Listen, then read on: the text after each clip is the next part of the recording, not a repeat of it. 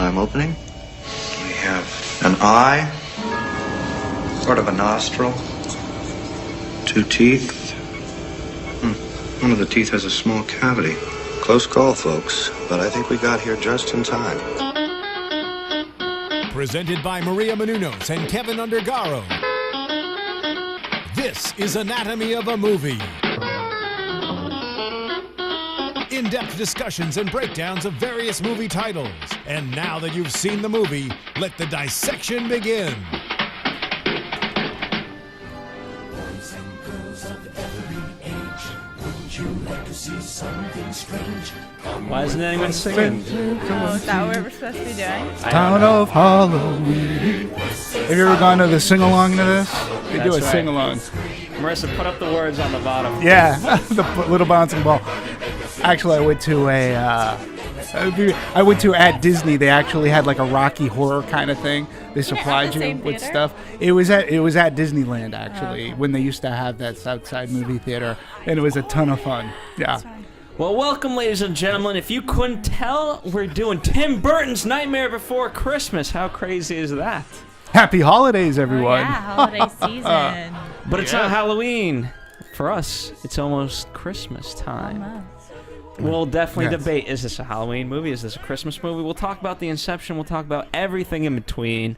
I am your host, Phil Svitek, joined alongside Sarah Stratton. Dimitri Panos, hello. And in the booth, we have... Marissa Serafini. who What's up, guys? Hello. Ironically, Marissa loves her musicals. I do. And she loves kind of fairy tales and things like that. So you would think this movie would be right up her alley. Ironically, out of all of us, she is the least knowledgeable with this movie. Okay, Yes, that is true. Marissa, I want to hear your opinion on this, but I also want to know, like, do you like movies like Edward Scissorhands and, I mean... I love All of Edward those? Scissorhands, which is another great film made by Tim Burton. But the thing with this movie is that every time I watch this, it's kind of like background noise. I never really fully devoted my full attention to it. I haven't, like Phil said before the show, I haven't really watched it for pure enjoyment. So you use the movie as a soundtrack, basically. Kind of. I mean, I know a lot of the songs because I hear it, but I just watching it, I have to like really sit down and pay attention. Well, luckily, the three of us have sat down and paid multiple attentions to it. Being that we've watched it multiple times. Yes. Sire. That's where I'm going with this. Let's start with this. Obviously we'll get into the dissection part of it. But what about it do you guys love? Because I know you guys love this movie. I'll defer to Okay, so ladies first. I was like thinking about this movie and I was trying to figure it out, and I rewatched it again with my roommate the other day. And there's honestly so much about it that I love. I respect it because I know how much effort a film like this takes. Like the patience and the dedication and just like the love, the art that you have to have is like awe-inspiring. Because I know, as much as I would say like, oh, I think I'm a creative person, I like art projects and crafts and filmmaking, I could never spend the time doing this. It would drive me insane.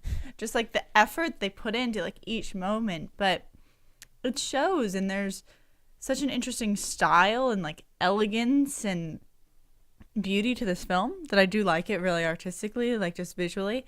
And then I was raised around musicals and I really do like the music, maybe because it does give you that little different twist. It's spooky, it's eerie, it's not your typical happy-go-lucky musical. And so just that they combined so many things and did it really well, I'm really happy with the whole thing on both sides.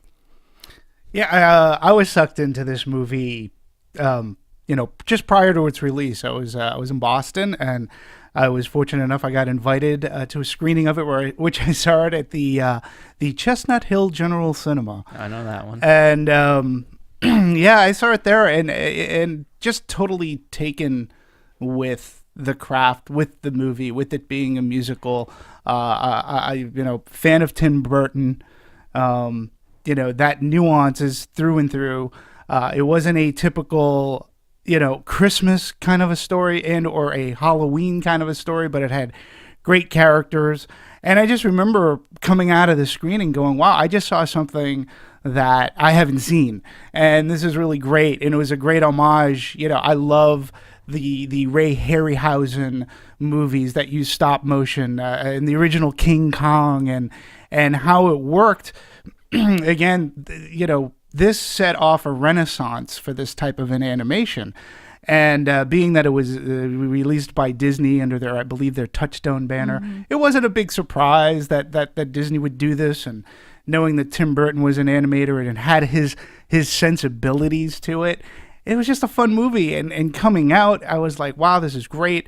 I bought the soundtrack when that was released way back then. And, ever since I've been a fan. And I've been fortunate living out here now in Los Angeles that since 2001 at Disneyland, they've done this great overlay in the Haunted Mansion, usually a week prior to Halloween, and it stays through the holidays. So and sometimes they even bump it up all the way to September. Like they start at the beginning of October now. Yeah, such a hit. And it's just great. And it's just as a fan, I've loved it. And this actually comes from 2002.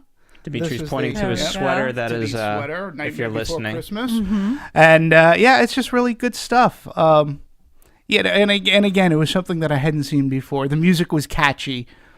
Driving home that night in Boston, just going, yeah, it's a timeless movie, I think. Typically, we talk about the legacy of a movie at the end, but with this, what I like about it,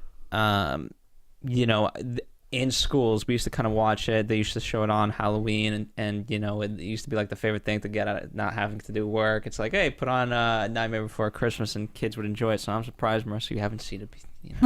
Did they really? Well, I've seen it as a kid, but watching it as a kid, you're not going to really remember all the details as you would when you're a grown-up. Fair enough. There's so many details in this movie to remember. But I like that aspect of it where they've, there's one thing to see a movie and it's an enjoyable experience, and obviously we love personally doing it, but when you do it for when you know the movie and you purely love the movie, I love that aspect of it. And one of the things we should talk about is how they have select theaters screen this and things like that, and so it becomes, I love the spectacle idea of it to what it's become, rather than just like, oh, here's another movie that we got to see. Well, I think bringing that up and how it played at theaters, the movie opened up the weekend of October 15th in 1993, and it opened in 2 theaters. Now, I don't know back then exactly what 2 theaters it opened at, but that's sort of kind of interesting when you look at, this is basically for lack of a better word, it is an animated movie, regardless of it being stop motion animation. And Disney decided to go, it was essentially a platform release. So they had it in 2 theaters on the weekend of October 15th. I believe the following weekend it may have opened up in a more handful of theaters, but it wasn't until October 29th, that was Halloween weekend, that they actually went about 1,600 locations. And it's really interesting because when it opened up on the 15th, it opened up to like around the 20. It opened up at like number 20, which isn't bad for something that's on 2 screens. When it had its wide release, it opened up to number 1 that weekend. And I don't know, I just find, again, if you listened or watched Planes, Trains, and Automobiles, I talk about the differences in trends and the way movies are distributed and how big they get. So just to give you an idea what else opened up on the 15th, we had Demolition Man, which was its second week, which was number 1. We had the Beverly Hillbillies were out. Cool Runnings was out. Malice, a Universal movie, and I was at Universal at the time, called Judgment Night, had opened up. Not too well.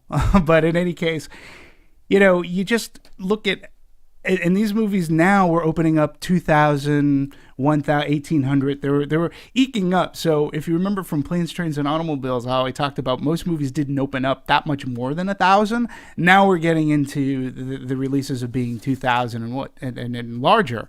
So then when you look at October 29th, when it reached number 1, it grossed $8 million on those 1,654 screens. The Beverly Hillbillies was still number 2. And Demolition Man, Cool Runnings, Rudy was in its 3rd week, which I love Rudy. If we ever do a sports special, Rudy will have to do at some point. So, you look at the releases and how they came out, and then when you look at 1993 as a year, again, when we talked 87, there were only 4 movies that made over $100 million, I believe. Now you had the number 1 movie in 1993. Can anybody guess what that might have been? I can just because I'm looking at Because your you're paper. looking at my sheets. It doesn't count then. Fine. 1993. Well, I know it wasn't Unforgiven like the best movie in that year. I don't know. It was Jurassic Park.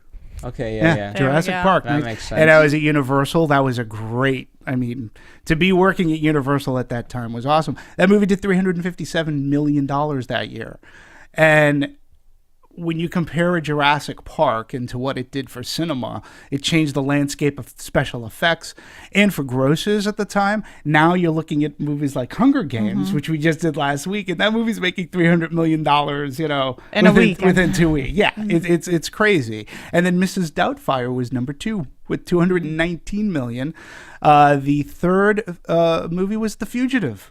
That was the third highest grossing movie of 1993. That did 183. Then we had The Firm, Tom Cruise, The Firm, and that was 158 million.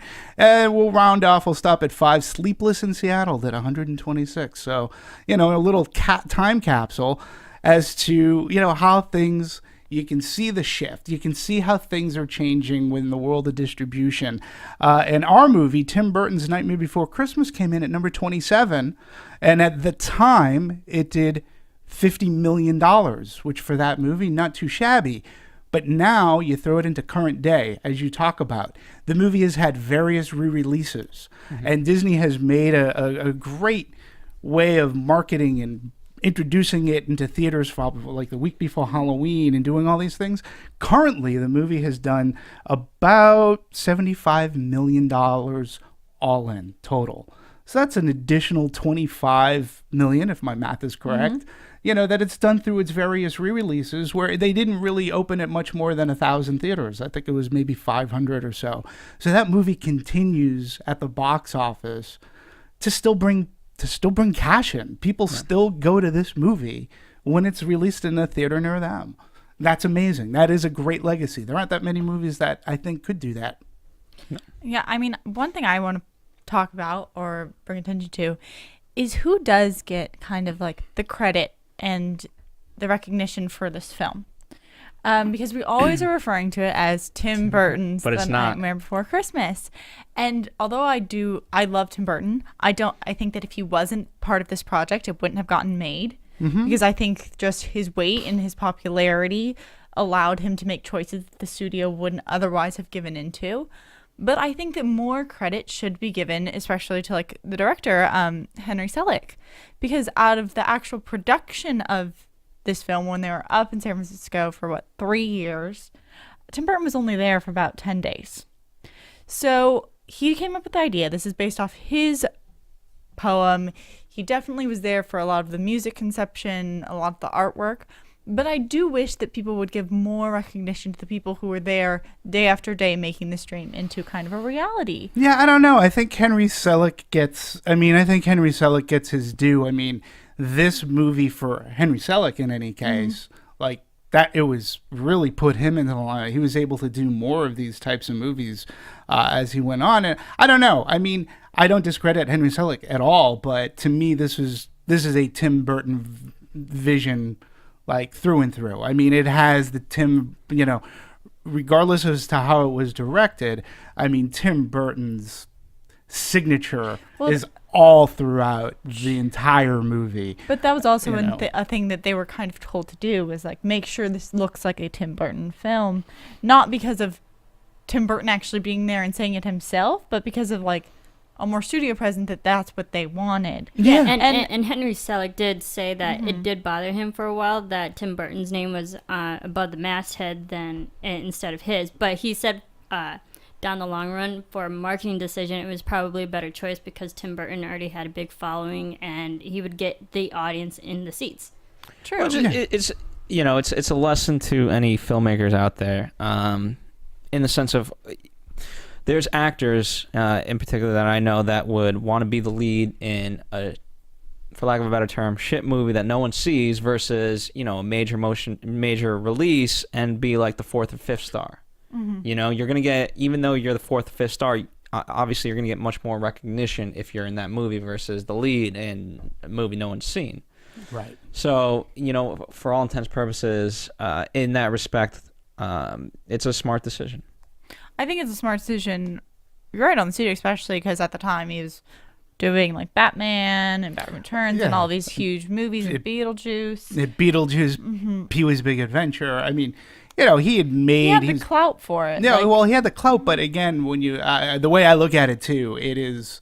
Without Tim Burton, this wouldn't have happened. And had it been even in a different form, like just say this was Henry Selick's, like it wouldn't have been this. It wouldn't have gotten the push. Well, it just wouldn't have looked the same. It wouldn't have part of the genius of Tim Burton too is that these were based off of his characters, his drawings, he created Jack and Sally, and he did all this. And I'm just saying, I'm not taking away from Henry Selick at all. I just think that this is a Tim Burton movie. I mean, I look at Henry Selick being the director, and this is the kind of thing even in watching a making of on that Blu-ray, this is the kind of thing he wanted to do. He was given another movie to do, and he's like, nope, I get to work with Tim Burton. I'm going to work on this. And, this was his dream to do this. And because of that, he was able to do like a Coraline. He was able to do a Jack and the Giant. I'm just saying that I wish that his name was kind of featured up there alongside Tim Burton's, at least now even. Just because to me, I look at it almost like an invention. It's like someone can come up with the idea and talk about how they had this great idea, and then someone else does it and they get the credit. And this was Tim Burton's idea and Tim Burton's baby, and he obviously put in so much creativity that I do think he deserves recognition. But I think the people who made it happen and spent the day after day working on it should kind of also be acknowledged just as much. I think they do. I mean, I honestly think that they get, as the years have gone on with this movie, I think that Henry Selick has definitely gotten the recognition as paving the way and giving a renaissance to this. I don't think, had it not been for A Nightmare Before Christmas, there's a renaissance of this stop motion special effects work. And actually, even when you look at it, a movie like Jurassic Park and Phil Tippett Studios, they were using these sort of kind of techniques. So I don't know. I don't think Henry Selick's name isn't above the title, but that's not due to Henry Selick's fault. That was probably in the contract that Tim Burton gets his name above the title.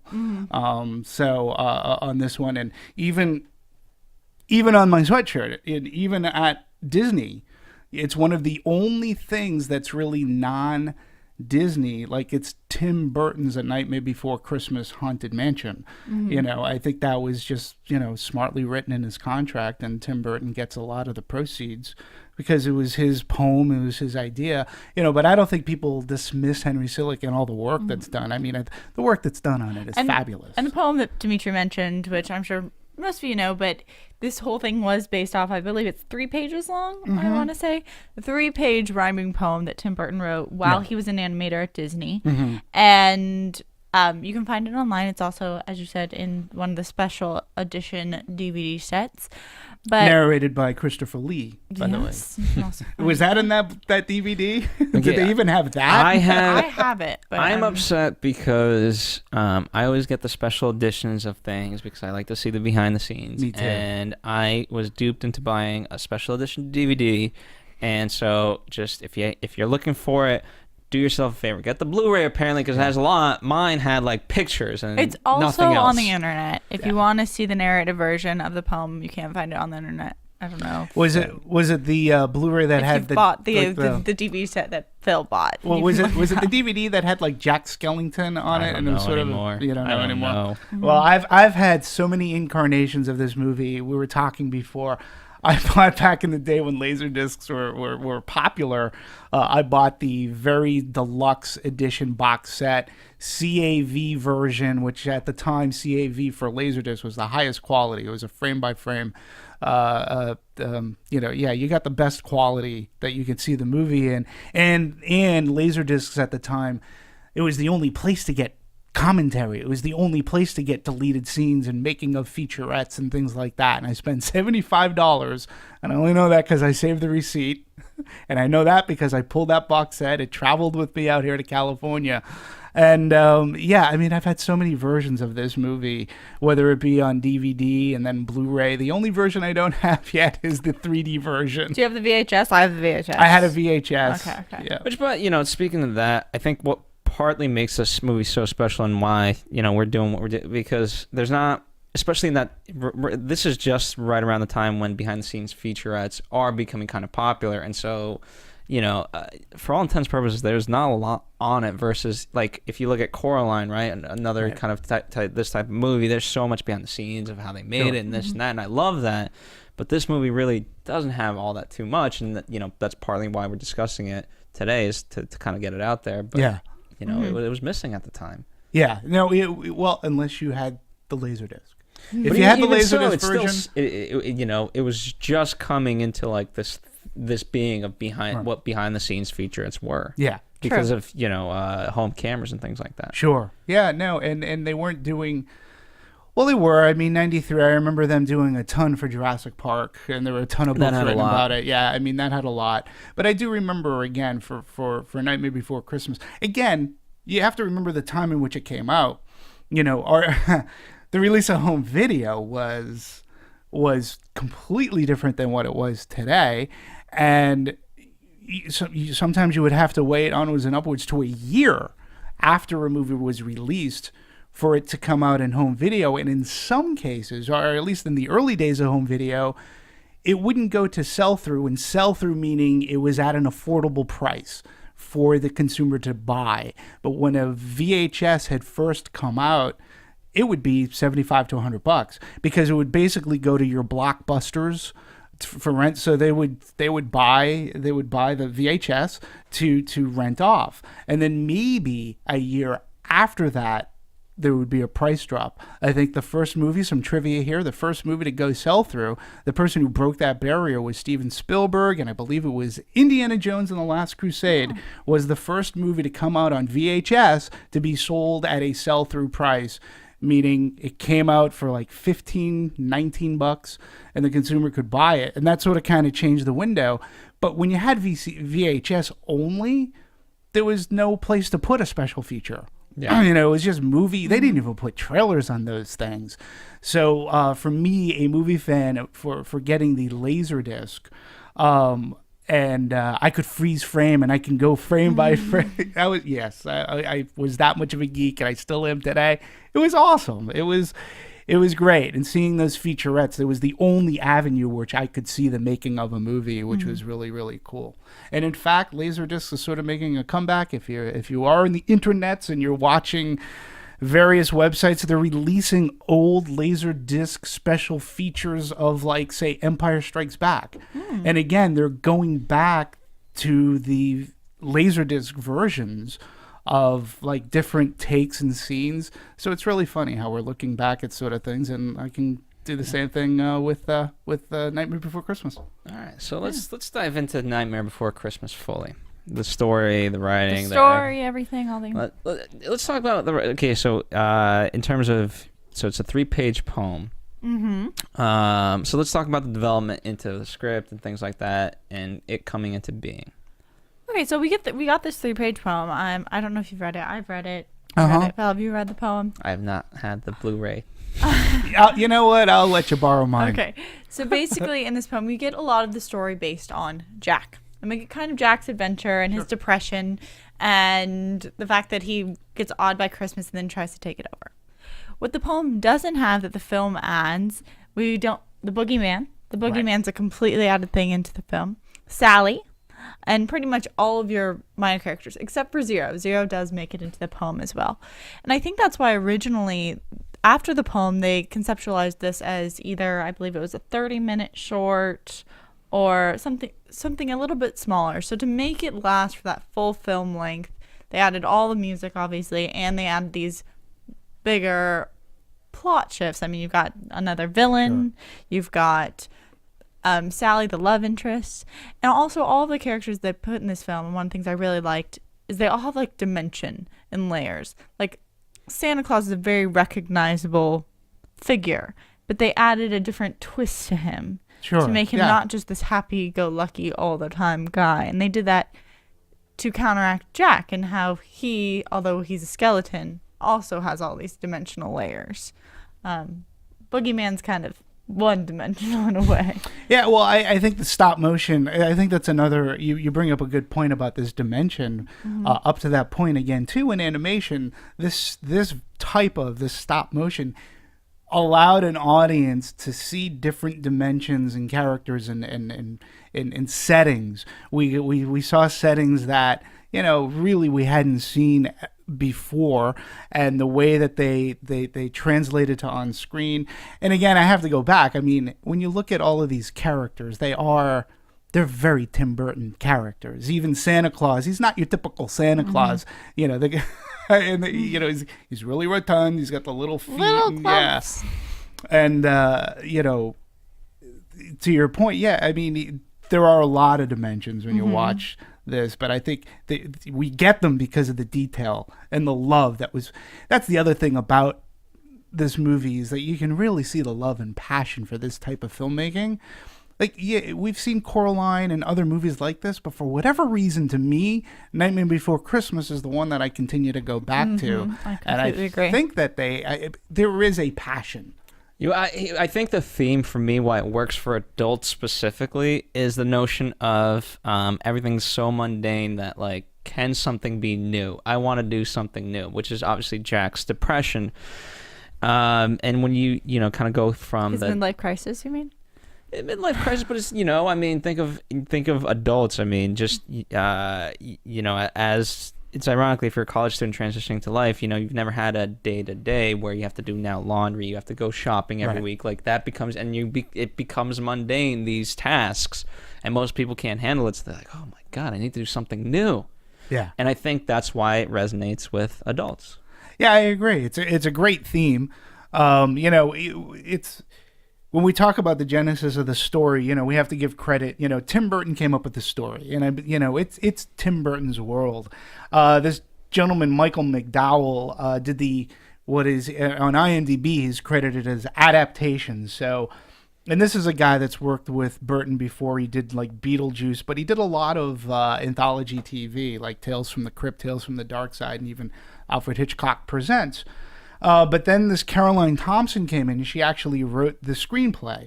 And again, this is why I say it's more of a Tim Burton, because this is a woman who wrote Edward Scissorhands, The Corpse Bride. She did one of your favorites, The Addams Family.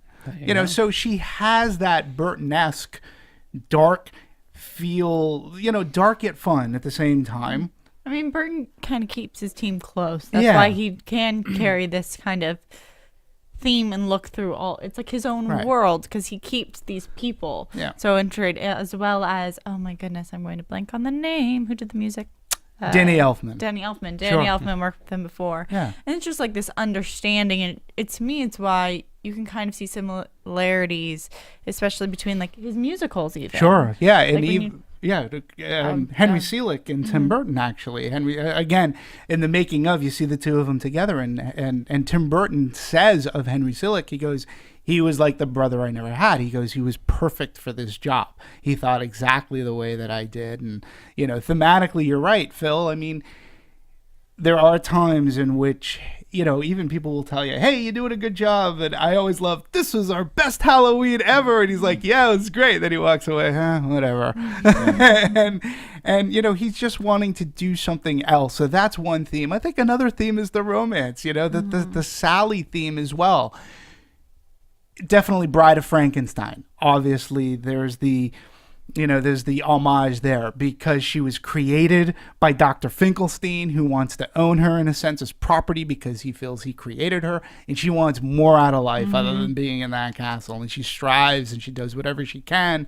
And so that's another great theme. And then the romance that pops up. Distress. Absolutely. And how we transform Jack kind of into like this tragic hero that goes through his own journey, has to defeat people. And it's got two, I think, very popular holidays attached to it. Yeah. You have Halloween Town, which a lot of kids love Halloween, and then of course you got Christmas. And the stark contrast to each of the worlds too is fantastic. The music even changes. Like when you go from this is Halloween to what's this? It's what's this is so whimsical and Light. yeah, and Jack Skellington, like seeing it's going into a whole new world for Jack that he never knew existed. I think the other thing too is it sets up a legend that we really haven't. It sets up a legend or a folklore or myth even about holidays that has never really been explored. I mean, it's basically you can get into any holiday by going to these trees in the woods. Yeah. You know, and I think that was original and unique, and it gives it a fresh approach to the holiday special. So, you know, it's got a ton of things. One of the things that I really love is how the characters are so distinct and how they each really gave them their own way of movement. And that's always something that I carry out of this movie. It's just how graceful Jack is from scene to scene, this lengthy, and how they move him versus Sally with her kind of like awkward ragdoll. She's kiltered over at certain points. Just like how detail oriented they were with all of their expressions, all of the actual making of the puppets, so just the way that they moved them and gave them life, I thought was just done excellently. That's a lot of magic in there.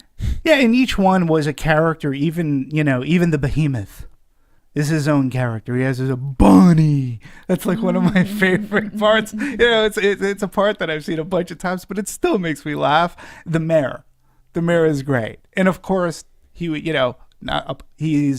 literally a two-faced politician. You know, I mean, those kind of subtlety or not subtlety, those are great, and they're fun characters. But then again, there are other great details. You know, for the longest time, like, I mean, you know, Zero's nose is a little pumpkin, and the mayor's limo or hearse or whatever, the headlights are pumpkins as well, and all these little things to detail that they do, you know, I don't know.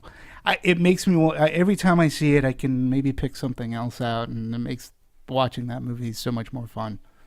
No, it doesn't. Marissa, who's your favorite character? Oh, we're going into favorite characters. Well, favorite character. Well, obviously Jack Skellington is admirable. Zero, the fun dog. I liked the Oogie Boogie Man. I mean, he was crazy and diabolical, but yet he was still fun to watch, and his song was like all over the place. And I don't know, he was just big, outgoing kind of character that it was just fun to watch. All right, Phil. My favorite character. I like the kids. Lock, shock, and barrel. Yeah, I think they're fun. Well, Jack said take him to a happy place or whatever it is. What's happier than there? So You would identify with them. With the kids who accidentally like torture Santa Claus. Yeah. Yeah. You would, Phil. And again, each one has their own character. Each one is their own persona. Like, I love Barrel. You know, he takes off his mask and his face is exactly the same. Yeah. You know, and they were voiced by great people. So yeah. Yeah, you know, in movies, typically, kind of all the supporting roles, sometimes they just become cliches and things like that. The characterizations aren't there, and you don't really know them. But again, the fact that we can talk about each one specifically and know what they are, absolutely. Yeah, and plus they had a walking bathtub. I mean, when you talk about creativity, you know, they had a walking bathtub. That I don't know, it was just awesome. I feel like Dr. Finkelstein takes out half of his brain Yeah. to make his ideal woman. And I'm like, yes. Dr. Finkelstein. That could work, I guess. Yeah. And voiced by William Hickey, the great William Hickey character actor, who is also known, I guess, to be a very great teacher of acting. But you know, he was in two. Here's another trivia. He was in two holiday, well, at least two that I know of. He may be in more, but he also played the patriarch in Christmas Vacation. He's the old guy. You know. There you go. So, but he's great, and you know, his voice is great, and that's another thing too, that they were able to cast great voices for this movie. Each one is distinct. It's different, even to Oogie Boogie. You know, his voice, you know, and Santa Claus, and, you know, in each one had their own sort of kind of theme. You know, that's another thing. In a musical, because we talk about this as a musical, number one, we can break it down as a musical. It has an overture, which is at the beginning of the movie. It's a musical because it has music every 2 minutes, pretty much. Like even Grease or whatever, right? Has music probably every 5-10 minutes. Yeah. And it's choreographed, but it has a tone that is throughout from beginning to end that you can pick up on, and it's written as a classic type of a musical in that sense, and each theme, like from Oogie Boogie's theme, which is a little bit, his is a little bit jazzy, and he's got the deep voice too. Kind of got like a Mardi Gras thing in there.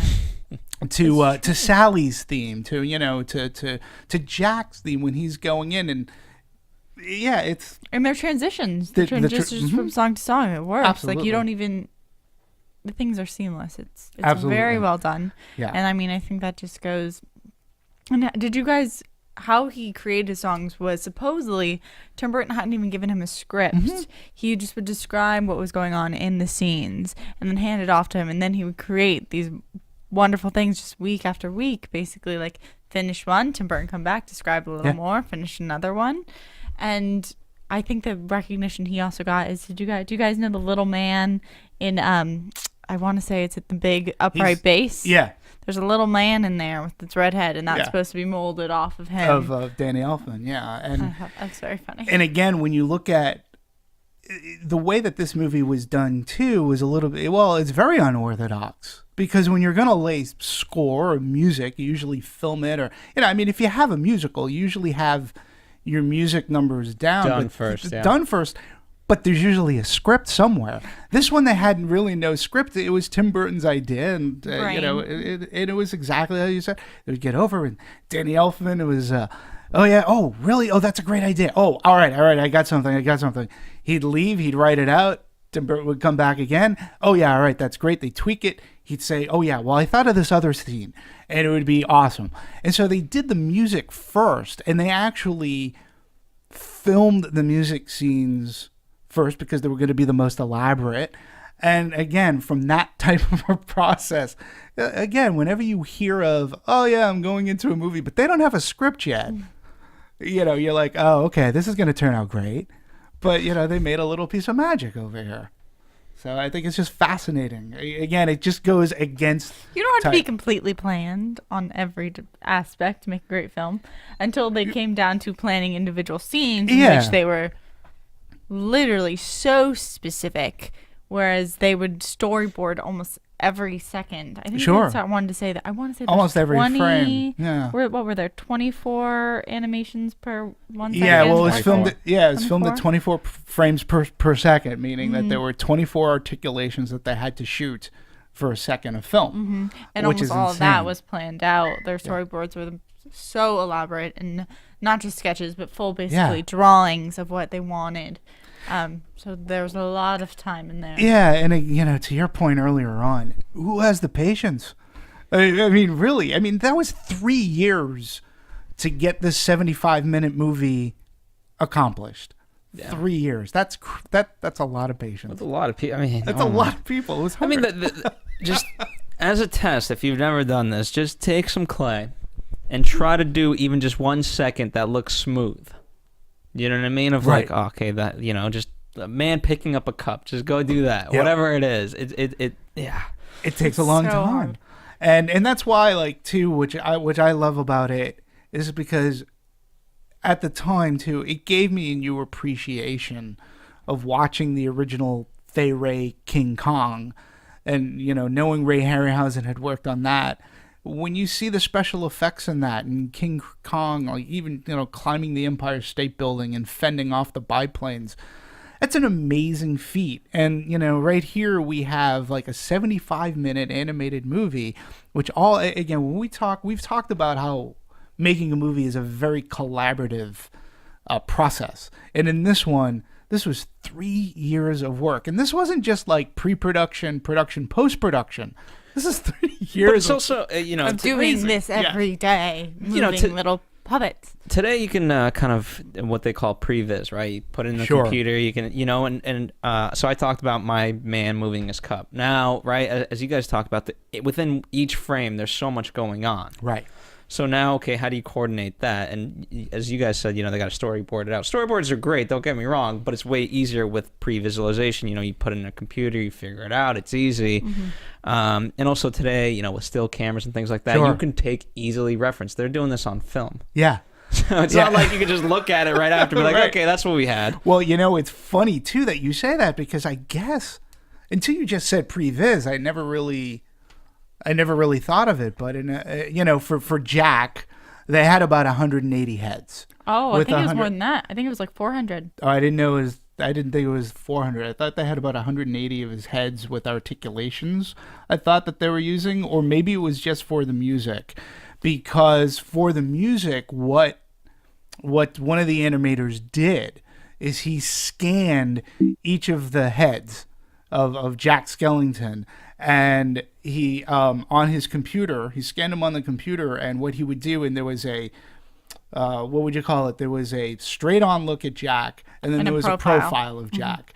And he would mouth the words to the lyric. He would mouth the lyrics of the songs, and it would find the head, and he'd plunk that in there, and plunk that in, and then he would have the heads needed for them to film.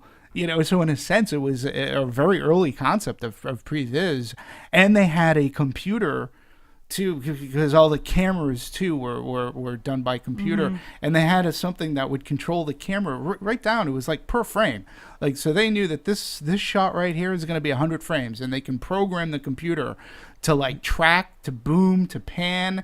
It had multiple arms about how it could swing and how it could go up and down, how it could tilt, and that was on the arm of the camera itself and on the camera. So it was like double rotation capabilities. Yeah, and again, Phil, you got to get the Blu-ray.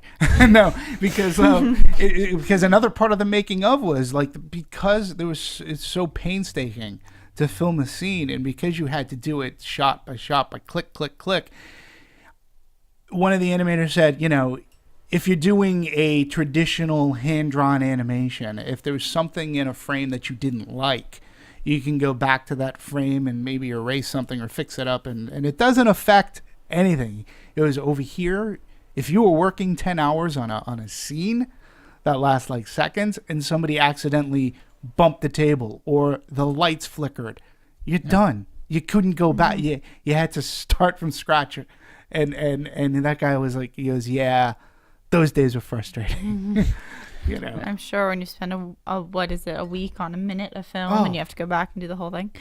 It's crazy. But it's amazing, and it is. This is a wonderful collaborative. All these people had this one same goal, and they and Tim Burton, knowing what he was doing too, they hired, because at the time puppeteering and this kind of animation wasn't so sought after. So he literally was able to get the cream of the crop of these people to do this, and put them all together. So again, I say, Tim Burton was able to hoard a lot of this in. Henry Selick was the captain of the ship in a sense. He knew the shots he wanted. So, and it shows. And on top of that, they did have a very good, fun, just story in general. They had good characters. They had a good, fun story that had twists, that had turns. I only found one big plot hole. And that's okay. Let's compare, because I had one too. This is my one plot, and I just noticed being it that in most films, I'm like, there's a plot hole, there's a plot hole. That only found one. Like Thor, there was 12 plot holes. And you counted them down. I'm sorry, but my big plot hole for this is that Christmas comes after Halloween. And we know that a whole year's passed since the first initial Halloween, on the first So they scene. skipped Halloween? What happened during Halloween? Yeah. Exactly. No one notices, what happened in the real world on Halloween that they skipped while they were preparing for Christmas. Wait, so... Do you understand No, what I'm saying? because it involves math. They had 364 days till the next Halloween. Right. 300, Okay. right. However, as soon as Jack came in, his whole thing was, okay, we got to focus on Christmas. Right. And therefore, they disregarded Halloween that year. See, I didn't even take it that way. See, I took it as... That's the question. Did they just try and do it within, I whatever? think expanded. I think they tried to do it I think that's what it was. 30 days, yeah. Because even at the end of the movie... So the next Halloween hasn't happened yet. The next Halloween hasn't happened yet, and Santa Claus is able to save Christmas. But even at the end of Nightmare, Jack has a line in which he says, when he's reborn, and he's like, "Hey, this is you know what? This is my thing, and I'm great at it." And he is the pumpkin king. And next year's Halloween is going to be the greatest thing. I've already got these great ideas, so I think it happened within the time frame of Halloween. So we didn't even go through the whole year. We just got we didn't get to 1994 yet. We're just checking. And to that point about Jack, I think what I like, what we got. We got some studio audience out there that's kind of loud, but we'll go with it. It's leaf blowing. What are they doing? I don't know. Plumbing. Having fun listening to us. Oh, I hope so. What I like about it was the fact that he's trying to do. It's almost like Tim Burton inserting himself into Jack Sparrow, where he's Jack Sparrow. Not Jack Sparrow. Jack Skellington. Good. The studio audience is way too loud in the booth. I can't even think. No, Jack is Jack is so inspired and things like that, and he has this great idea, but he can't clearly communicate, just like I can't right now, his vision. Yeah. Right. Of I've seen this great thing. Here's what we're doing. Well, what is it? Oh, what does it do? Is it a sock? What comes out of it? Yeah. No, that's not the point. No, yeah, it's not. And so I love that aspect of it because, for me, I relate to that when you're an artist and when you're trying to communicate and you just can't. You're like, can't you understand what I'm saying? And he has to revert to, he goes, okay, I'll give them what they want. Exactly. And, Well, it's just that tendency that despite this desire to have something new, there is something essential in their nature that makes them great at Halloween. Right. And you even see that not only when Jack's kind of talking to Halloween Town and trying to get them on board with like gifts and lights and all of that, but even when Jack himself goes into Christmas Town and he's so happy and so in awe and thinks he's fitting in, but he's kind of destroying everything as he goes. Or how he's next to the little elves in bed, like thinking they're so sweet and he's so happy. And the kid wakes up like out of a nightmare. It just shows that the nature of the citizens of Halloween Town, like, it's just for them to be scary. Like, that's just what they should be doing because that's who they are. Yeah, and even Jack's idea of giving is very Christmassy, but what he's giving is still very Halloween. I mean, he's giving like flying bats and snakes that will eat trees. He tries to make them alive at least. Right. But one of my favorite images from the movie is when the little kid gets the box and he opens up the box and then the parents come out and they're like, "Honey, what'd you get?" And then he just has this look at his face as he pulls out the head and he's like, and everybody screams. But going back to plot holes, here was my one plot hole, unless we can figure this one out. So at the very beginning of the movie, it establishes that the worlds are in these trees. We have Easter, whatnot. Yep, okay, I know what I'm talking about. Mm-hmm. Towards the end of the movie, when Jack has his epiphany and he's on the tombstone with the angel, the vault, he's able to go through the vault back into Halloween Town. And I was like, whoa, wait a minute. How did that happen? How did he know that was an express shuttle to Halloween Town from the mausoleum or whatever that was that he was on?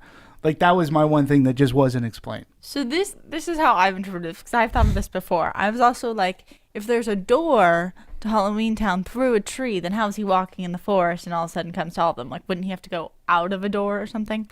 But this is the way I thought of it.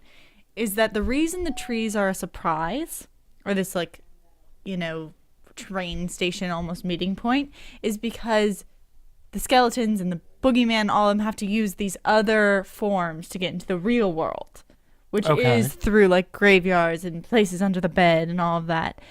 But that's why Jack didn't know about the portals to the other lands, but he knew about the portals to the real world because that's how they interfere through Halloween. Fair enough. That's how I'll buy I that. thought it. That's as good as an excuse as I think I might be able to get. But, the other cool thing is when we're talking about themes, here are these holiday trees that you can walk into. And it is a very big surprise to Jack that these are there.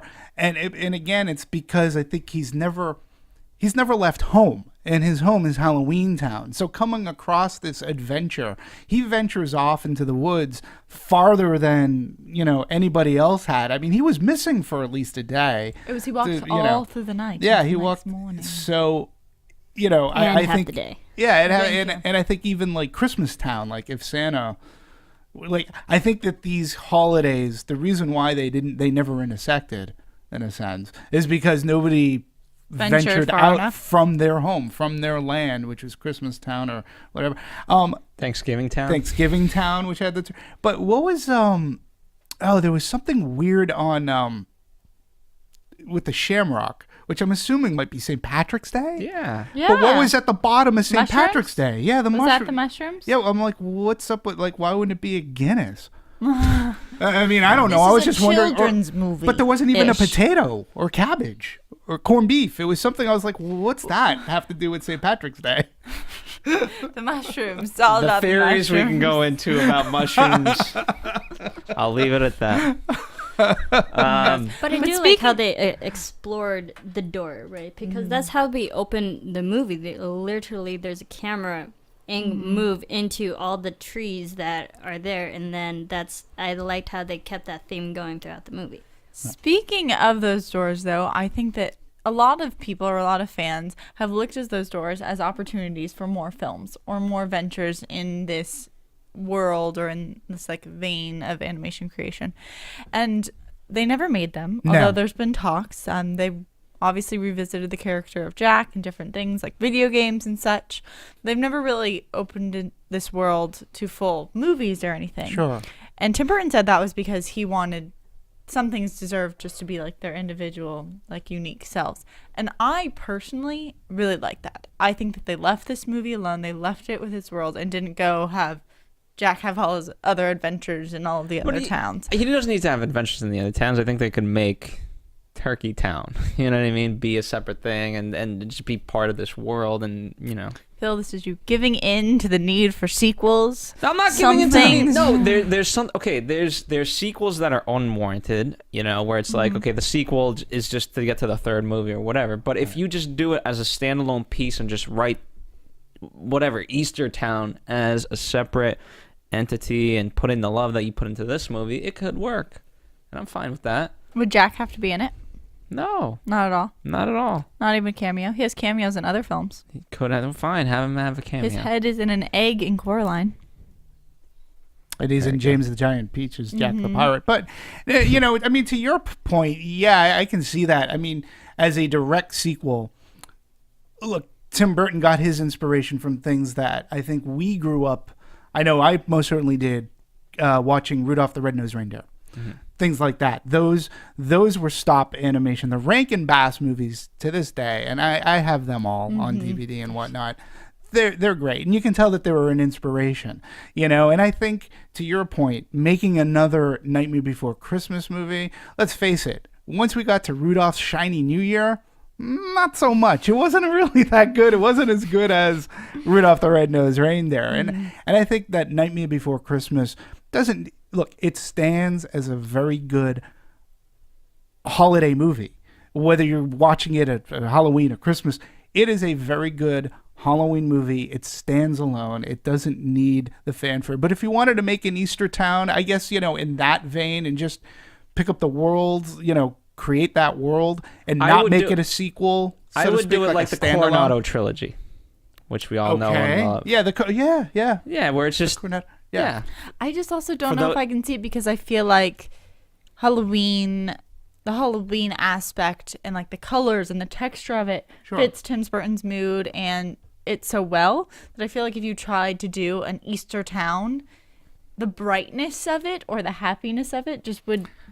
Oh, I feel think like that's Tim Burton's, I think he could, if he were to envision this and go through with it, I mean, him making an Easter Town, I think his view on, look at the bunny that they took from Easter Town. Yeah, That see? thing with, I mean, Look at Alice in Wonderland. That right. was a very colorful, And that was bright Tim movie. Burton, That was But still Alice in gothic. Wonderland's right? it's very gothic. It's very dark. I'm not sure if you should do that to an Easter Town. I don't know. I think it could be fun. And the same thing with Thanksgiving Town, I think could be fun. I still want to know what he would do with St. Patrick's Day Town. Let's talk about the song specifically. Let's go song by song. Through the songs. Through the songs, beginning to end. Let me pull up the songs then. And as you're pulling up the songs, let's talk soundtrack for a second. Okay, so we talked about the opening of the movie, which starts off with like a little over voice during the overture. The overture. There we Okay. Now, in the original, it was, I have to make a Star Trek reference, it was Patrick Stewart who did that over voice, but it never made it into the movie. However, if you have the soundtrack, his original over voice is in the soundtrack. I really want to know. I couldn't figure out why he was kind of axed at the last minute. Did you find out? You know what? No. I couldn't find it anywhere. But he's on these. If you guys know out there why he was no longer in the film, I would like to know. Yeah, and he definitely lends a Secret gravitas. information. But he's in the soundtracks, all versions of the soundtracks. I would say that, I mean, I think there's a couple songs that really stick out in this film. So I have the whole list here. I think that This Is Halloween. Mm-hmm. Always. Oh, absolutely. One of the major ones. What's This? Kidnap the Santa Claus. Yeah. These always stick out in my head. And Oogie Boogies. And probably, I would say those are the main ones. The other ones, like Sally's Song and Jack's Lament, all of those, I can't always hear them as clearly, like when I'm envisioning my head. More of the creepy songs and the dark, fast pace is really what sticks out to me in this movie and jumps out at you. The romance ones, Well, because they're miss the solos mark, for more or less. You know, Yeah. whereas I think you like the big spectacle Well, of it. Oogie Boogies is a solo. Yeah, but it's a spectacle. It's a spectacle, yeah. That's true. That's true. I mean, for me, and I can sort of kind of equate the songs to like favorite scenes as well. I mean, I do. I love the overture and I love This Is Halloween. But I also love how This Is Halloween goes into Jack's Lament. And the reason why I really love Jack's Lament is not just because of the song. It's a slower song, but it's just beautifully shot, and the way with the way Jack is walking out in the forest, the moon. But even up to the point where he comes up to Zero's tombstone and just pats his thing, and Zero comes out and he throws him the bone. Just the way that he does that, his bone, yeah. And Always good. I love the way that scene plays out with him singing, and even when he throws a quarter to the guys, you know, what's the line, like Thanks, Bone Daddy. You know, stuff like that. No, there's definitely details. That's and I think always that talk about. to me enhances even the music to a lot of Oogie Boogies. Like you say, it's a spectacle. What makes it so good is when you're pairing it up to the action that's taking place on screen. You know, it really lends to, I guess you can say, suspense, or it lends to the, you know, this is a badass character, this Oogie Boogie. And when Jack comes back again, the way it's choreographed with Jack on the rifles and the way he's such walking, a spider. It's wonderful. Yeah, it's great. Beautifully done. Yeah. So how about you? What's my favorite song? Yeah. I do like I like What's This? Because it is so whimsical. I was gonna say Oogie Boogie, but I like you know, and it's just that whole discovery, and as we talked about, that he feels like you can't really know a world just by entering into it. Right. And like, oh yeah, I completely understand now everything. No, you don't.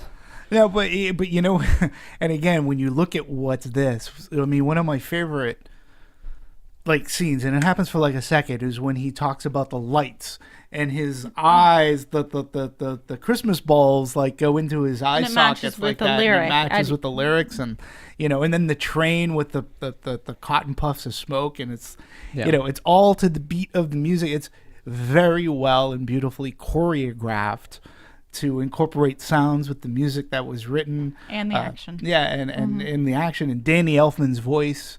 You know, I sort of feel bad for Chris Sarandon. You know, because he couldn't sing. Well, no, I get that, but you know, when you, as we were talking, there's like a song every 2 minutes, and Jack's one of those main songs, so you get very little of Chris Sarandon, and you know, You're talking about the actor who actually voiced him, yeah, versus Danny who actually sang him. He was the singing voice, so you know, Chris Sarandon gets very little voice time, it seems. So that is true. It would be funny to look at the exact minutes or how many lines Jack has talking versus Right. singing Yeah. for the whole thing. That would be funny. Definitely. Sarah, what about you? My absolute favorite? Oh, that's so hard. I would say probably What's This is up there. It's said very Making funny because Christmas. when I think of Sally's song, I her think you song could relate always- Sally more. Listen, though, It seems like you're not really Sally's- relating to okay, Sally, though. Well, that's the thing. When I think about do you Sally's song and the song from Hocus Pocus Mm-hmm. that boy. Sarah Jessica Parker sings, they like mold into one in my head. I don't know why. I can't explain it at Your all. two favorite childhood movies, that's why. They just like start like meshing. Well, they came out in the So- same year. Maybe that's part of it. And- Maybe it's because I do watch them both like every holiday season, so then they end up melting together. So favorite song? I would probably say What's This? What's this?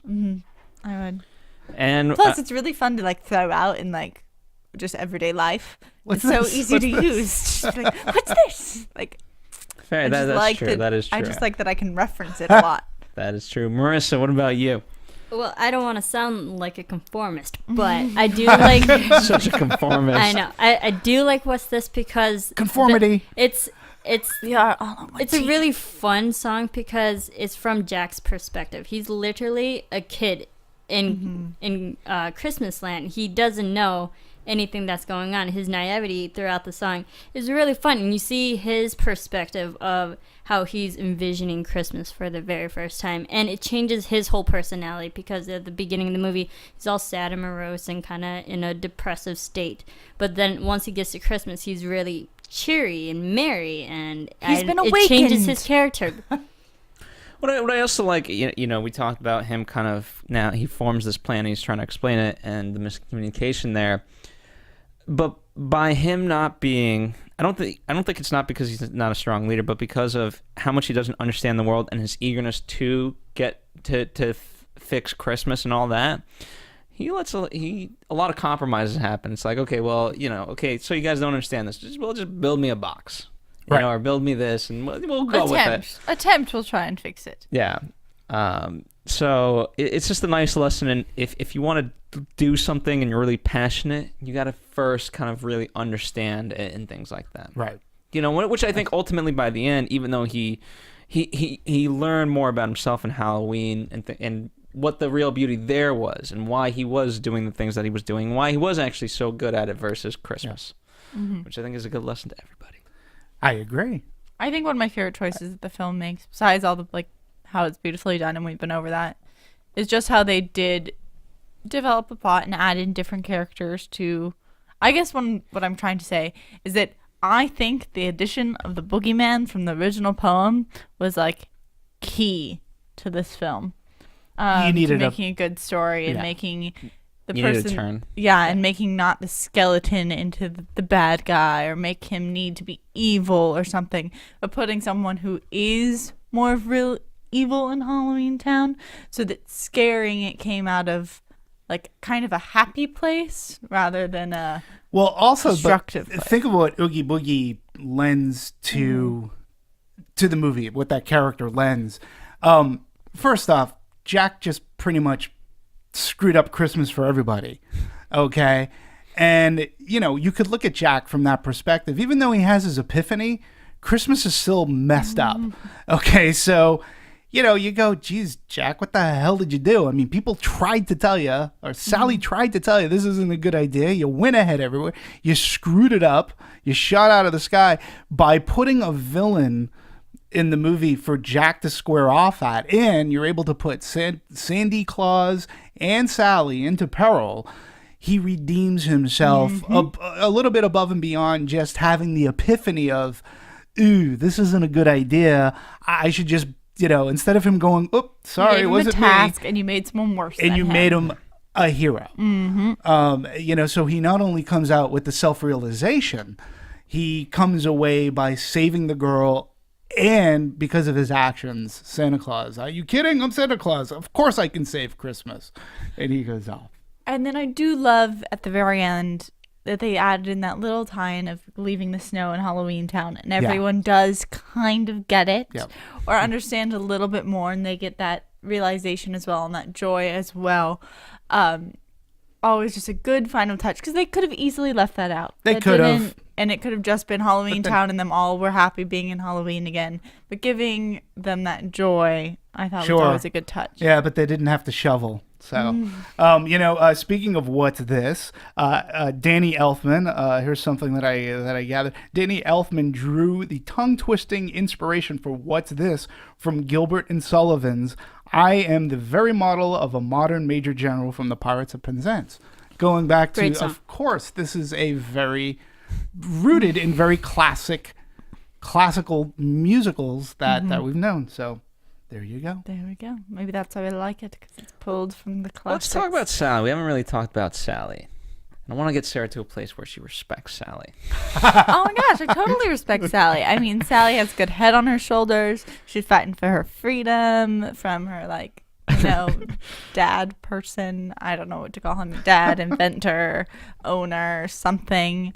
She's tricky. She can make some really good soup. There you go. She has 9 lives. She can jump out of windows and still survive. She can just disassemble her whole body. She tries to save the day. She tries to be good advice. Task accomplished. See? Yeah, Sally's a great character because of her attitude. She does want to be, in a sense like Jack. She wants to be something better. Mm-hmm. She doesn't want to live a life of indentured servitude to the person who created her or her father figure. Mm-hmm. She is able to do things. When she flops herself out the window, it's great. And all she does is she takes a little needle and thread, needle from her, from hiding in her hair, and she's able to sew herself back together. And but then again, deeply too, she has this affection for Jack, and there's another great scene where after she flops out the window, she goes to Jack's house, Jack's castle, and she sends up her care package to Jack. And Jack looks out the window and she's there, and he pulls it in, and it cuts to him pulling her in the care package. When he looks back out, then we see Sally running, and she's hiding because she's nervous. And to me, it's a great little...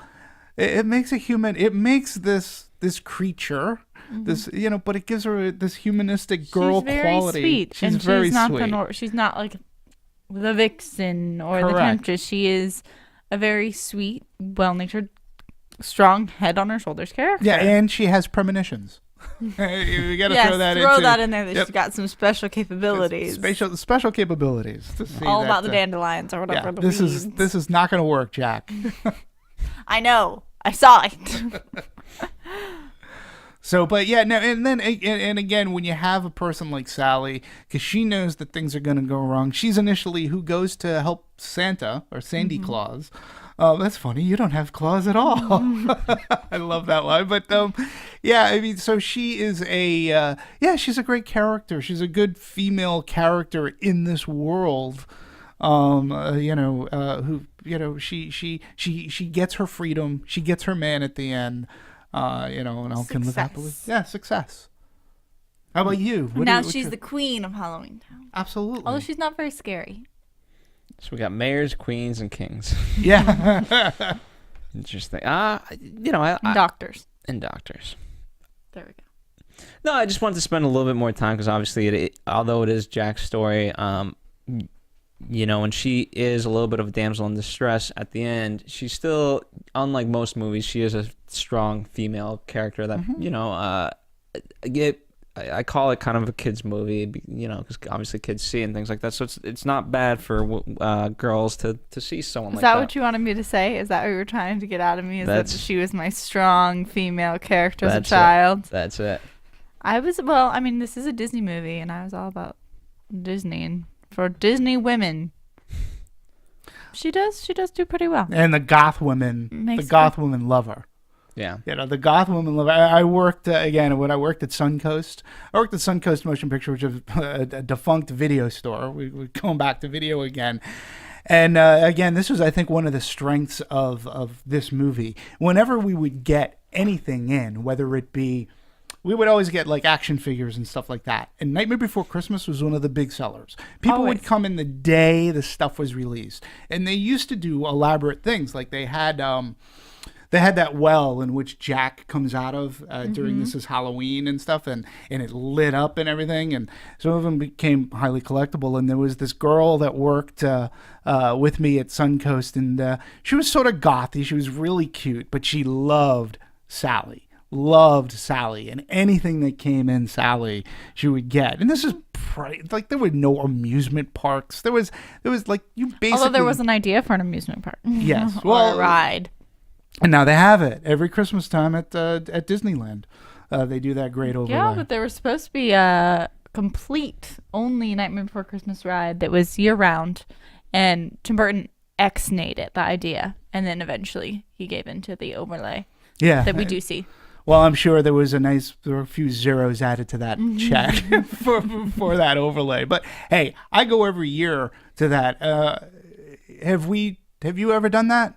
You've never done I don't do fun stuff. You know, I have been to You've Maitri, and I like it. How about you, Marissa? I have not. You've not done it? Oh my God! She doesn't do fun things either. She doesn't do fun things either. It's like, well, yeah, I have a season pass to Disney, and they've been doing this for 13 years. You've been in the Haunted Mansion before? I don't do fun things. Oh my goodness! Holy cow! Well, there's this. I don't know what to say to you, Phil. Phil, have you been to Disneyland? Neither have I. I don't do fun things, Oh but my I'm glad gosh. that we've gotten you to a place where you can respect and love Sally. And Yeah. admit she's your childhood idol. I did not admit she's my childhood idol. She's not my personal childhood idol. Well, if Nightmare Before Christmas can at least inspire you to walk through the doors, because what they do a fantastic job. And one of the things that I love most about it, there's a part in the Haunted Mansion ride in which you go past a ballroom, and there's like some holographic magic going on with people dancing, eating, and whatnot. Well, the changeover for Nightmare Before Christmas is there's this big long table, and the centerpiece of the table is a gingerbread house. And every year for 13 years, they've made a brand new gingerbread house. And it's different every year. It's made with the Disney bakers come in. It's made out of real gingerbread. You can smell the gingerbread as you're going by. Man, I can't believe. I mean, you don't do fun things. Wow. I don't do fun things. I know this movie was a lot of inspiration for my middle school wardrobe. Except because I had some. See? I knew it! At a certain point, I think it must have been 7th or 8th grade, where I really liked Hot Topic, and Hot Topic went through a very big Nightmare Before Christmas thing. And I remember I had like my skater shoes, and I had my shoelaces. Why is this so funny to Phil? Phil? I've been through a lot of phases in my life. Anyway, and I remember I had a group of friends, and they were actually all girls, or 4 girls at this point, and they all dressed up for Halloween as each of the characters. And like, this was like, we had shoelaces, they had clothing, there was jewelry, there was a blanket, like Jack Skellington blankets. This was a very extensive product, and they still do. And even at Disney, they have a lot of stuff now. It's funny because I just found that everyone had. The sweatshirt was huge. Yeah, and the big Jack head, black. And speaking of Sally, Henry Selick had this to say about Sally. This is sort of funny. Sally's a very original character Tim dreamed up. We all wondered if it was his ideal woman. Dead, beautiful, voluptuous, lots of stitches.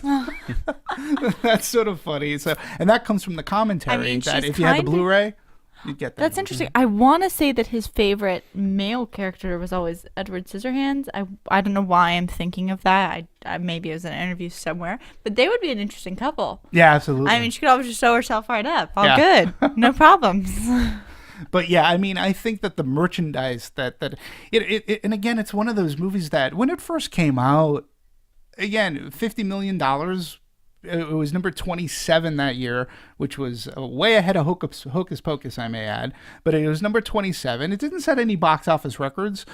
But when you look at what it's done and the cult following that grew and grew and grew, especially with the advent of home video back then, and people, again, it's one of those movies that people caught on to, and then the merchandising went through the roof. Like I said, at Suncoast, anything that we came out with, and it's there still were going people on. who would go there. And going back to Disneyland again, they had a store that was pretty much dedicated to Haunted Mansion. But because Nightmare Before Christmas is so popular, it's primarily it's a majority of Nightmare Before Christmas merchandise, and they have the jewelry and the shirts and mugs. I have I almost brought it with me today. I have a Jack Skellington tea light holder that you Well, great just stuff. the fact that like his skull, which is so different than the original like Right. image of a skull, that has been representative on all sorts of brands, from like skating to motorcycle to goth, all over, as a new version. Yeah. Says something. Yeah, and it, hey, testament right here. One thing that they did, thank God I had a pass. Oh man, it was crazy. They did the 13 Faces of Jack, and at the New Orleans Cafe for 13 weeks, 13 consecutive weeks. If you ate at the New Orleans Cafe, spent a certain amount of money, you would get a coin, and it had a face Dimitri, of Jack. how many I went coins do you have? 13. I went 13 straight weeks, and damn it, and there was no way I was not going to. And they sold out. Like they sold out. So you had to go when that thing was released, because if you waited to midweek or end of the week, you would toast. Dimitri there every Monday. And that was Monday. yeah, and you just they're like once you 13 weeks, you have everything on the menu, and you're like, oh, okay, this better be worth it. But yeah, it was. We'll have to take a trip to Disneyland. Get Phil and Phil and Marissa to go Yeah. have fun, crack a Like smile. everything. You'd like the Star Tours, the Space Mountain, and the Haunted Mansion, of course. I'm sure I would. Alrighty.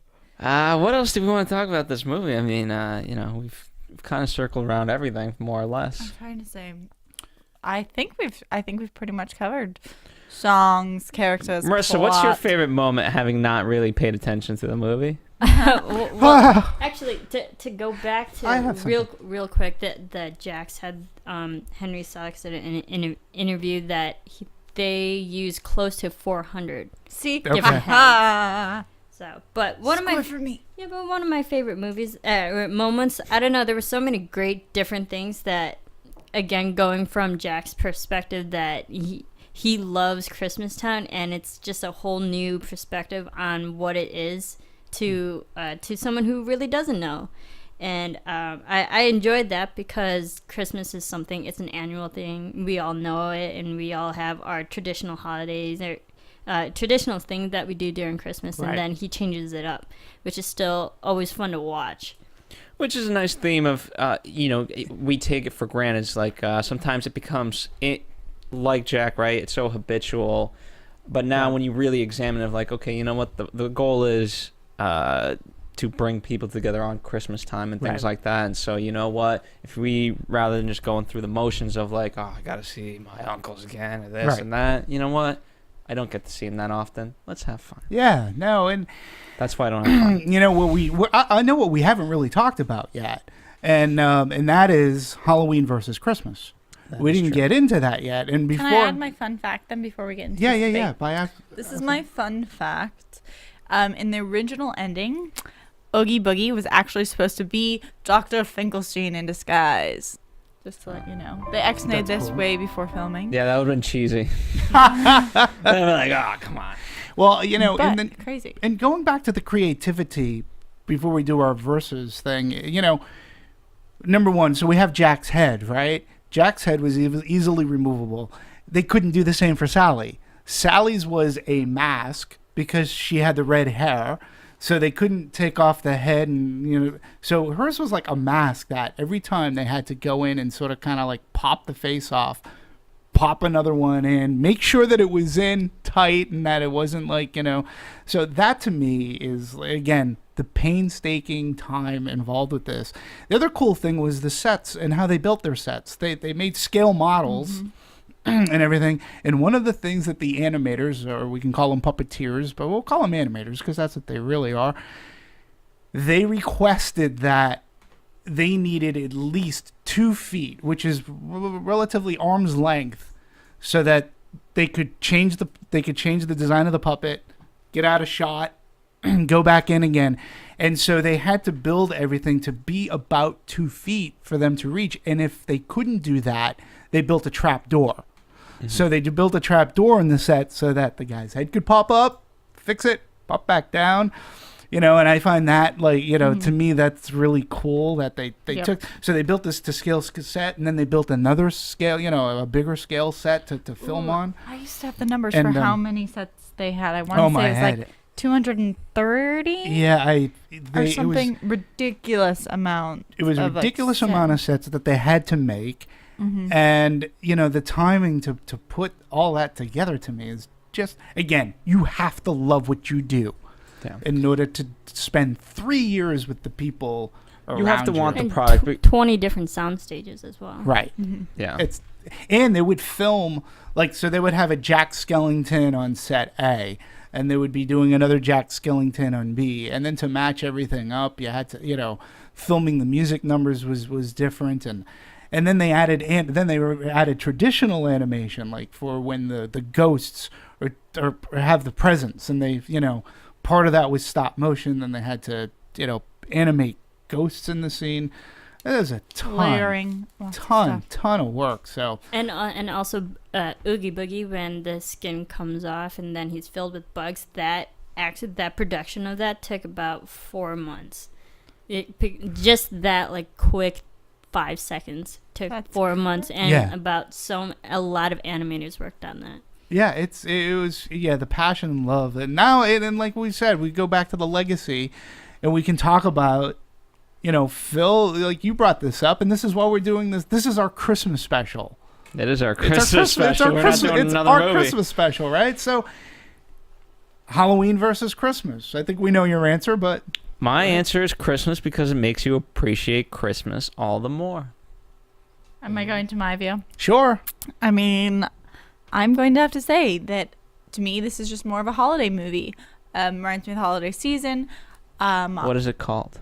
Not okay. Phil, Phil. Behind you. I watch Hocus Pocus on Halloween. I watch other things on exactly Christmas. This is my filler holiday movie that I do watch every year. On Thanksgiving? No, actually, probably closest to Thanksgiving. I'm not gonna lie. Honestly, right about now, early December or sometimes in November. But it to me is more of a holiday movie. Maybe that is because through the settings, it kind of crosses through all of them. And so I don't really differentiate if it's one or the other. Marissa? Well, at first, I think it's really Christmas, because if it was Halloween, they would have called it Nightmare Before Halloween. But overall, the movie is in a Halloween setting, but the storyline is about Christmas. Interesting. I mean, first I'm going to take the middle of the road. That I think what makes it classic is that it can work starting in October and go through the holidays. Disney has obviously capitalized on that, and so isn't Tim Burton. But for me, and it just could be for me because, look, the movie it's called A Nightmare, which you associate with Halloween. It opened in October. So Disney and it became number 1 October 29th, the weekend of Halloween. We open with Halloween Town, and it's Jack Skellington. And I think, it would be interesting to see how much time they spend in Halloween Town as opposed to Christmas Town. And so, I don't know. For me, I always watch this movie during the Halloween season. It's a little bit uncharacteristic. I watched it again last night just to be prepared for it today. But I'm more of, I look at it more as Halloween because I of the also creepy think stuff. that, Dimitri, I feel like most people have, like 50 Christmas movies that they watch and like 1 or 2 Halloween movies. I feel like your list of Halloween movies is quite extensive. I have a lot of Halloween movies. You just pile them in that category because I feel like you have such a connection to the Halloween movies. Yeah, I mean, but I watch a lot of Christmas movies too. But Nightmare Before Christmas, I never watched at Christmas because I've already watched it on Halloween. I mean, for Christmas movies or Christmas shows, yes, we have the Rankin Bass. Come on, it's Christmas Time, Charlie Brown. It's like the best Christmas special ever. And then, then of course you've got movies like It's a Wonderful Life. It's a Wonderful Life, Miracle on 34th Street. Miracle on 34th Street's my Christmas movie. And Santa Claus. Santa Claus, the original, the first one. I'll give that one. Christmas Vacation. Like, we could have done Christmas Vacation. John Hughes wrote Christmas Vacation. That was a good one. And it's a good one. And there's so many Christmas kind of movies that we can, What's going to be great in 10 years, we can just re-release all these and hey, here's our Christmas special this year. From 2015, our Christmas Vacation Christmas special. Yeah, and so, so again, for me, it was always geared towards Halloween, this movie. But I do love the fact that I do get to enjoy it, say, at like at Disney. It's great, too, because you can go down there in October, and yes, you get a very Halloween feel, but then you can go in the Christmas time, and you get a very Christmas feel to it. I mean, it's great. I have a Nightmare Before Christmas thing up for my Christmas decorations in my apartment right now. So, yeah, it's, I think that's part of what makes it a classic. I think it's part of what makes the legacy of this movie, which I think is going to continue. I think as kids grow up, they'll find out, they'll watch this movie, it'll become a favorite, and I think it'll continue to grow and gain audience. As long as Netflix keeps featuring it. Yep, it's on Netflix, guys. And how do they feature? Like, did you find it? Was it on? No, it's recommend hey, Christmas movies, blah blah, or and it's fun there. movies, kid. Yeah, it's Netflix to me just has the same movie, just in a different quote category. But anyway, when did you first see it? When did you first see Nightmare Before Christmas? 7th grade. 7th grade. 7th grade. How about you, Sarah? When she was 7. When she was 7. I was pretty young. I would say I started. It was definitely in elementary school. Yeah. Marissa, when did you first listen to A Nightmare Before Christmas? I had actually seen this movie when I was a really little kid, because I had my older sisters. They made me watch this movie. But, being a kid, you don't really remember a lot of things. That's true. To be fair, Sarah and Marissa were pretty much born when this movie came out. I was 2. Oh, okay. Yes, we were close to the same age, yes. Oh my goodness. And on that note, thank you guys for yet another great anatomy dissection. We'll be doing a lot more coming up. I think we got American Hustle. We got The Hobbit coming up. We got Dallas Buyers Club, Nebraska. Saving Mr. Banks. Saving Mr. Banks. That's going to be a good one. I'm upset I get to miss it. Oh. I'm really bummed that I get to miss it because I've seen it and I loved it. I'm not going to give anything else away, but I loved Saving Mr. Banks. We'll, as the years continue, we'll have more Christmas movies in our library to share with you guys, but this has been our first Christmas special. Listen to it in Halloween if you want. See, this song sounds like Hocus Pocus. Oh, darn it, went away. Yeah, it did. Yeah. In the meantime, where can we find you, Dimitri? Right here at Anatomy of a Movie. You can find me here. If you write a comment, I'll even write back. And Sarah Stratton. Same. I'm here. Yay. Oh my goodness. Well, follow us at Movie Anatomy on Twitter. We have a Facebook. We have a website. We're on iTunes. Hey, go comment. We're on YouTube for the video side of things. Marissa, where can they find you? You can follow me on Twitter at SeraphiniTV. And thank you guys, as always. Missing from the panel today was John Comerford, but he'll be back for a few of the other movies. We'll have Kevin Undergaro making a few special appearances on Dallas Buyers Club. In the meantime, keep the conversation going. Let us know what you think. Let us know what your favorite Christmas movie is. And happy holidays. Happy holidays, everyone.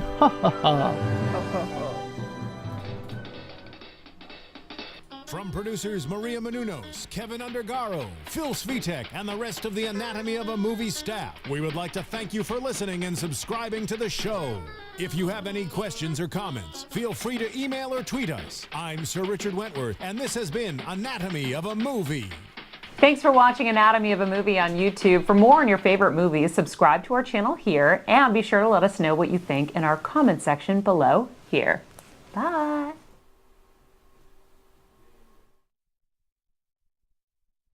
It wasn't a big surprise that Disney would do this, and knowing that Tim Burton was an animator and had his sensibilities to it. It was just a fun movie, and coming out, I was like, wow, this is great. I bought the soundtrack when that was released way back then, and ever since I've been a fan, and I've been fortunate living out here now in Los Angeles that since 2001 at Disneyland, they've done this great overlay in the Haunted Mansion, usually a week prior to Halloween, and it stays through the holidays. So and sometimes they even bump it up all the way to September. Like they start at the beginning of October now. Yeah, and it's just great, and it's just as a fan, like I've loved it. And this actually comes from 2002. Dimitri's pointing to his sweater. That is, sweater, if you're listening, Christmas. And it's just really good stuff. And again, it was something that I hadn't seen before. The music was catchy. Driving home that night in Boston, just going, yeah, it's a timeless movie, I think. Typically, we talk about the legacy of a movie at the end, but with this, what I like about it, in schools, we used to kind of watch it. They used to show it on Halloween, and it used to be like the favorite thing to get out of not having to do work. It's like, hey, put on Nightmare Before Christmas, and kids would enjoy it. So I'm surprised, Marissa, you haven't seen it. Did they really? Well, I've seen it as a kid, but watching it as a kid, you're not going to really remember all the details as you would when you're a grown-up. Fair enough. There's so many details in this movie to remember. But I like that aspect of it where they've, there's one thing to see a movie and it's an enjoyable experience, and obviously we love personally doing it, but when you do it for when you know the movie and you purely love the movie, I love that aspect of it. And one of the things we should talk about is how they have select theaters screen this and things like that, and so it becomes, I love the spectacle idea of it to what it's become, rather than just like, oh, here's another movie that we got to see. Well, I think bringing that up and how it played at theaters, the movie opened up the weekend of October 15th in 1993, and it opened in 2 theaters. Now, I don't know back then exactly what 2 theaters it opened at, but that's sort of kind of interesting when you look at, this is basically for lack of a better word, it is an animated movie, regardless of it being stop motion animation. And Disney decided to go, it was essentially. But just watching it, I have to really sit down and pay attention. Well, luckily the 3 of us have sat down and paid multiple attentions to it. Being that we've watched it multiple times. Yes. That's where I'm going with this. Let's start with this. Obviously we'll get into the dissection part of it, but what about it do you guys love? Because I know you guys love this movie. I'll defer to ladies first. I was thinking about this movie and I was trying to figure it out, and I rewatched it again with my roommate the other day. And there's honestly so much about it that I love. I respect it because I know how much effort a film like this takes. The patience and the dedication and just the love, the art that you have to have is awe-inspiring. Because I know, as much as I would say I think I'm a creative person, I like art projects and crafts and filmmaking, I could never spend the time doing this. It would drive me insane. Just the effort they put into each moment, but it shows, and there's such an interesting style and elegance and beauty to this film that I do like it really artistically, just visually. And then I was raised around musicals, and I really do like the music, maybe because it does give you that little different twist. It's spooky, it's eerie, it's not your typical happy-go-lucky musical, and so just that they combined so many things and did it really well. I'm really happy with the whole thing on both sides.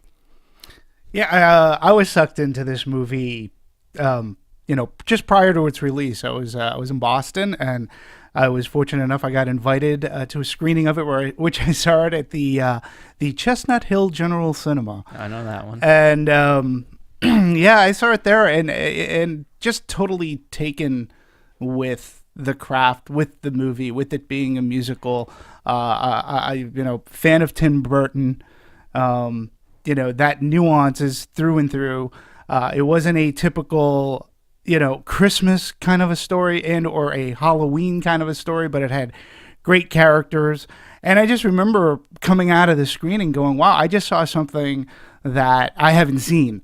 And this is really great. And it was a great homage. I love the Ray Harryhausen movies that use stop motion and the original King Kong and how it worked. Again, this set off a renaissance for this type of an animation. And being that it was released by Disney under their, I believe, their Touchstone banner, a landscape of special effects, and for grosses at the time, now you're looking at movies like Hunger Games, which we just did last week, and that movie's making $300 million, In a week. within 2 weeks. Yeah, it's crazy. And then Mrs. Doubtfire was number 2 with $219 million. The third movie was The Fugitive. That was the third highest grossing movie of 1993. That did 183. Then we had The Firm, Tom Cruise, The Firm, and that was 158 million. And we'll round off. We'll stop at 5. Sleepless in Seattle did 126. So, a little time capsule as to, how things. You can see the shift. You can see how things are changing in the world of distribution. And our movie, Tim Burton's Nightmare Before Christmas, came in at number 27. And at the time, it did $50 million, which for that movie, not too shabby. But now you throw it into current day, as you talk about. The movie has had various re-releases. And Disney has made a great way of marketing and introducing it into theaters for like the week before Halloween and doing all these things. Currently, the movie has done about $75 million all in total.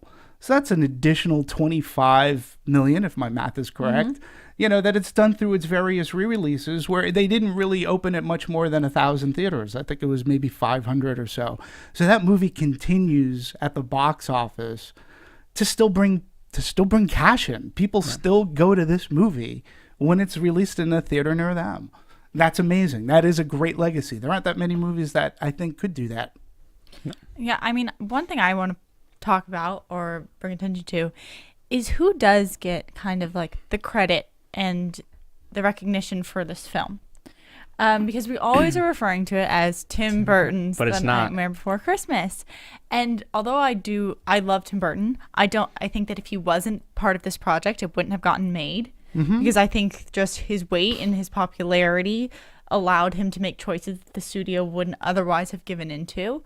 But I think that more credit should be given, especially to like the director, Henry Selick, because out of the actual production of this film, when they were up in San Francisco for 3 years, Tim Burton was only there for about 10 days. So he came up with the idea. This is based off his poem. He definitely was there for a lot of the music conception, a lot of the artwork. A platform release. So they had it in 2 theaters on the weekend of October 15th. I believe the following weekend it may have opened up in a more handful of theaters, but it wasn't until October 29th, that was Halloween weekend, that they actually went about 1,600 locations. And it's really interesting because when it opened up on the 15th, it opened up to like around the 20. It opened up at like number 20, which isn't bad for something that's on 2 screens. When it had its wide release, it opened up to number 1 that weekend. And I don't know, I just find, again, if you listened or watched Planes, Trains, and Automobiles, I talk about the differences and trends in the way movies are distributed and how big they get. So just to give you an idea what else opened up on the 15th, we had Demolition Man, which was its second week, which was number 1. We had the Beverly Hillbillies were out. Cool Runnings was out. Malice, a Universal movie, and I was at Universal at the time, called Judgment Night, had opened up. Not too well. But in any case, you just look at, and these movies now were opening up 2,000, 1,000, 1,800. They were eking up. So if you remember from Planes, Trains, and Automobiles, how I talked about most movies didn't open up that much more than 1,000. Now we're getting into the releases of being 2,000 and larger. So then when you look at October 29th, when it reached number 1, it grossed $8 million on those 1,654 screens. The Beverly Hillbillies was still number 2. And Demolition Man, Cool Runnings, Rudy was in its 3rd week, which I love Rudy. If we ever do a sports special, Rudy will have to do at some point. So, you look at the releases and how they came out, and then when you look at 1993 as a year, again, when we talked 87, there were only 4 movies that made over $100 million, I believe. Now you had the number 1 movie in 1993. Can anybody guess what that might have been? I can just because I'm looking at Because your you're paper. looking at my sheets. It doesn't count then. Fine. 1993. Well, I know it wasn't Unforgiven like the best movie in that year. Not, I don't know. It was Jurassic Park. Okay, yeah. There we Jurassic go. Park. That makes sense. And I was at Universal. That was a great, I mean, to be working at Universal at that time was awesome. That movie did $357 million that year. And when you compare a Jurassic Park into what it did for cinema, it changed the... I'm opening. We have an eye, sort of a nostril, 2 teeth. One of the teeth has a small cavity. Close call, folks, but I think we got here just in time. Presented by Maria Menounos and Kevin Undergaro. This is Anatomy of a Movie. In-depth discussions and breakdowns of various movie titles. And now that you've seen the movie, let the dissection begin. Boys and girls of every age, would you like to see something strange? Come Why isn't with anyone us. singing? Oh, is that what we're supposed to be doing? Town of Halloween. Have you ever gone to the sing-along to this? They do a That's right. sing-along. Marissa, put up the words on the bottom. Yeah, the little bouncing ball. Actually, I went to at Disney. They actually had like a Rocky Horror kind of thing. They supplied the you same with theater? stuff. It was at Disneyland actually when they used to have that Southside movie theater, and it was a ton of fun. Yeah. Well, welcome, ladies and gentlemen. If you couldn't tell, we're doing Tim Burton's Nightmare Before Christmas. How crazy is that? Happy holidays, everyone. Oh, yeah, holiday season. But it's not Halloween. For us, it's almost Christmas time. We'll definitely Yes. debate, is this a Halloween movie? Is this a Christmas movie? We'll talk about the inception. We'll talk about everything in between. I am your host, Phil Svitek, joined alongside. Sarah Stratton. Dimitri Panos, hello. And in the booth, we have... Marissa Serafini. who What's up, guys? Hello. Ironically, Marissa loves her musicals. I do. And she loves kind of fairy tales and things like that. So you would think this movie would be right up her alley. Ironically, out of all of us, she is the least knowledgeable with this movie. Okay, Yes, that is true. Marissa, I want to hear your opinion on this, but I also want to know, like, do you like movies like Edward Scissorhands and, I mean... I love All of Edward those? Scissorhands, which is another great film made by Tim Burton. But the thing with this movie is that every time I watch this, it's kind of like background noise. I never really fully devoted my full attention to it. I haven't, like Phil said before the show, I haven't really watched it for pure enjoyment. So you use the movie as a soundtrack, basically. Kind of. I mean, I know a lot of the songs because I hear it.